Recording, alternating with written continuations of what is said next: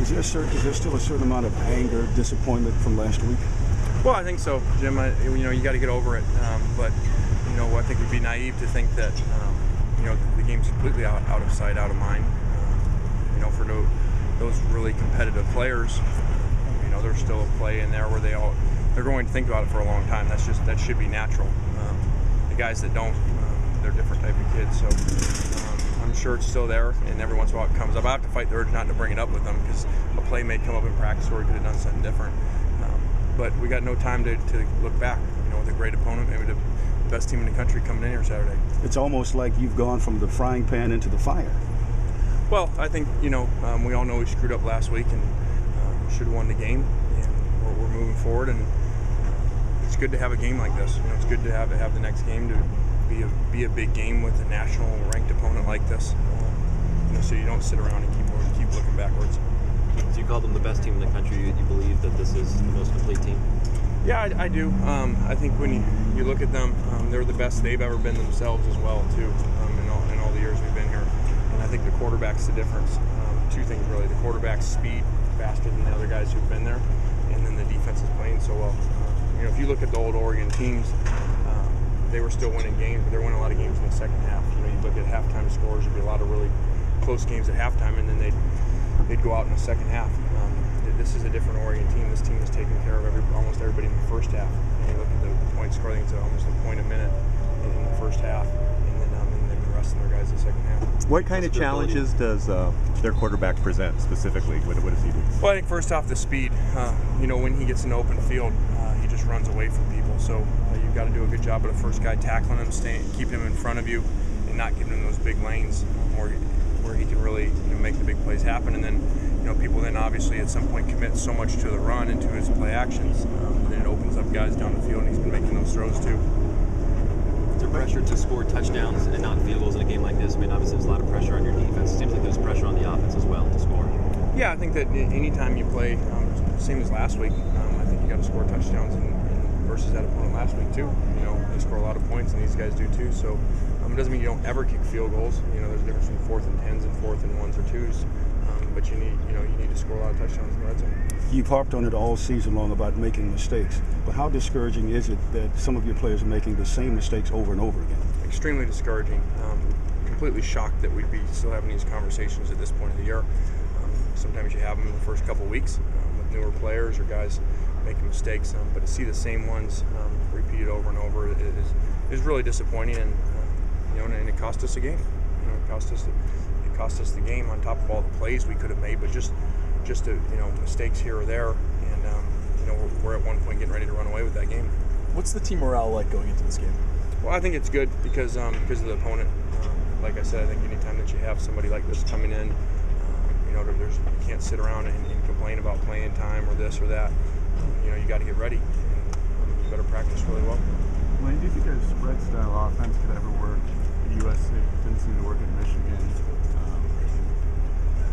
Yeah, I would disagree that it didn't work at Michigan. They didn't stop anybody. That wasn't because of the offense. Rich Rod put up a ton of points and yards. I don't know them offhand. I just remember, seeing the game score 52 to 48 and stuff like that. So I don't think that it was offense was the issue. I think you can definitely run a spread offense at a whatever you want to consider it, a national storied program. I don't think it makes any difference.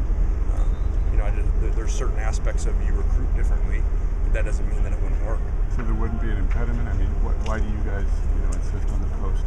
Yeah, well, we do because that's where our background is. One, I think a mistake people make is they try to copy people, but they don't really know the ins and outs of it. Just like in our runs here, people used to come visit us and go, and you'd watch them try to run our offense, and it wouldn't work because they wouldn't know how to fix problems. And so, same thing there. I don't think you can go copy people, and I think people try to do that all the time, and then it really doesn't work. Is DeAnthony Thomas much different from what you're seeing on film this year than what he has been? No, I mean he's the same guy. Last year he as explosive as anybody in the country, and maybe a little bit more confident by the way that he goes after the punts and fields almost everything, no matter where it is. He plays with a lot of confidence. Very, very similar players, very different bodies, but very similar players. Him and Marquise, I think, in a lot of ways. Mm-hmm. one of the things that you definitely try to stress is kind of taking the matchups when they're there. If the defense takes away something, you go somewhere else. In the case of Marquise's performance on Saturday, how much did Robert play to that, particularly in the first half? Was it a situation where you noticed the defenses rolling their coverages on Robert, made things easier for Marquise? Well, I think in general, obviously it helps the two of them to have the other one. If the other one wasn't here, especially with the imbalance of numbers that we have, with so much of our yards and catches coming from two guys, if one of those were not here, I think you'd see very, very different coverages. It'd be really hard.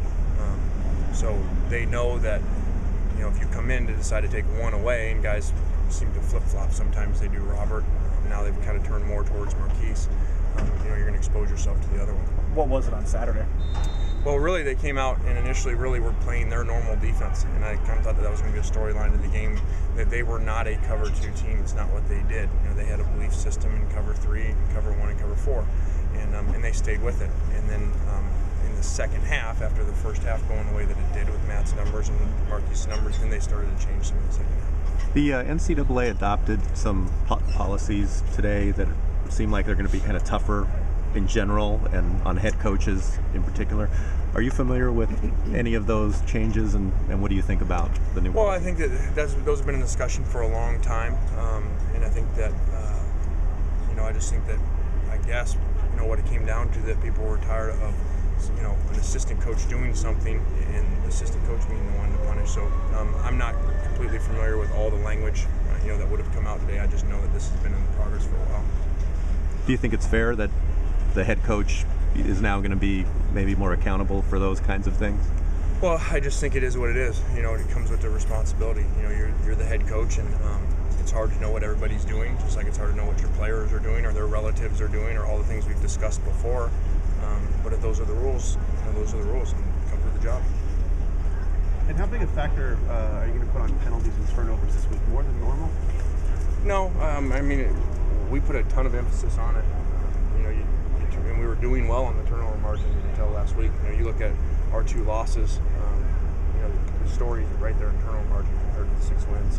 So, you can't turn the ball no matter who you play. And obviously that could get accelerated when you play a team that can score as fast as these guys, just like last week. So we got to protect the ball, and we got to get more turnovers. They ran 90 plays last week. We only had we had no sacks. We had 1 turnover. We actually